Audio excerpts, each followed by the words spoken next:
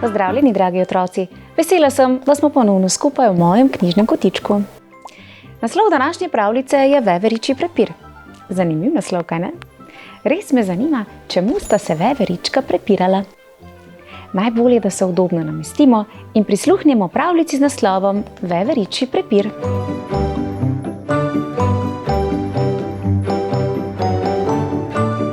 V temnem goščavju je vedno hladno.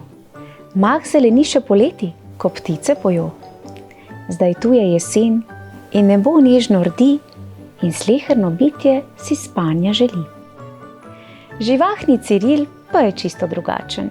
Vedno je buden, zabaven in lačen. Gozdne živali se niso igrale, ampak za zimo so hrano nabrale. Polna so dupla, brlogi in rovi, v sleherni skrambi dišijo plodovi. Ciril se požvižga, uživa vsak dan, pleše in skače ves razigran.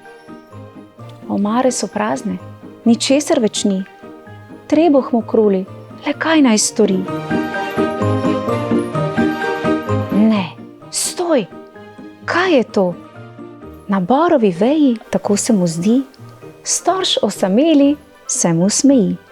Zavriska od sreče, podjeten, odločen, storž je poln jedrc, slasten in sočen.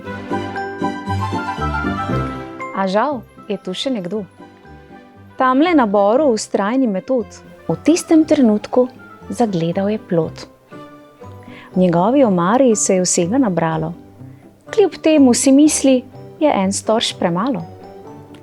Ta storžek bo moj, se zasmeji in jedrca sladka pojesti želi. Oba sta se hkrati po deblu pognala.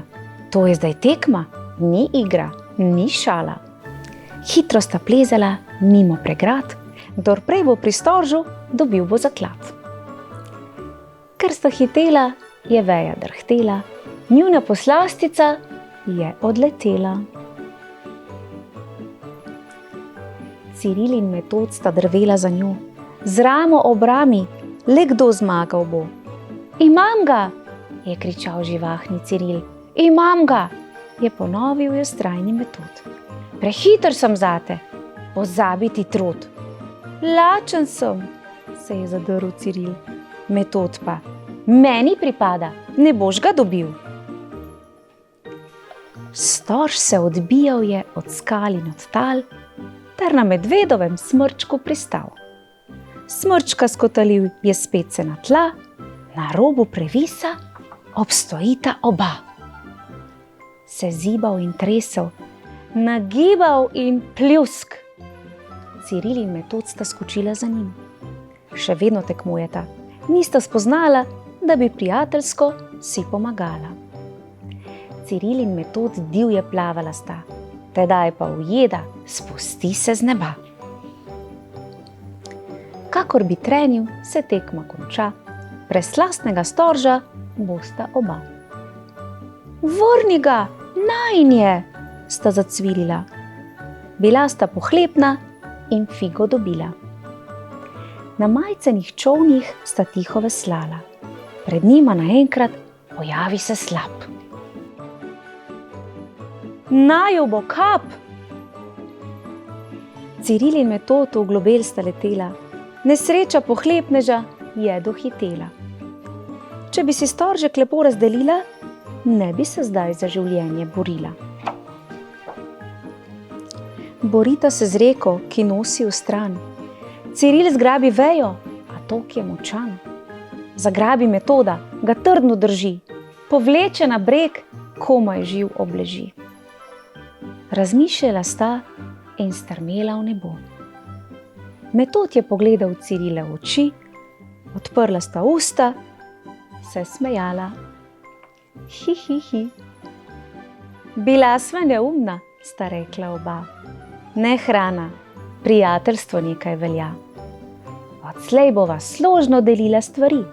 Tako na tem svetu se lažje živi.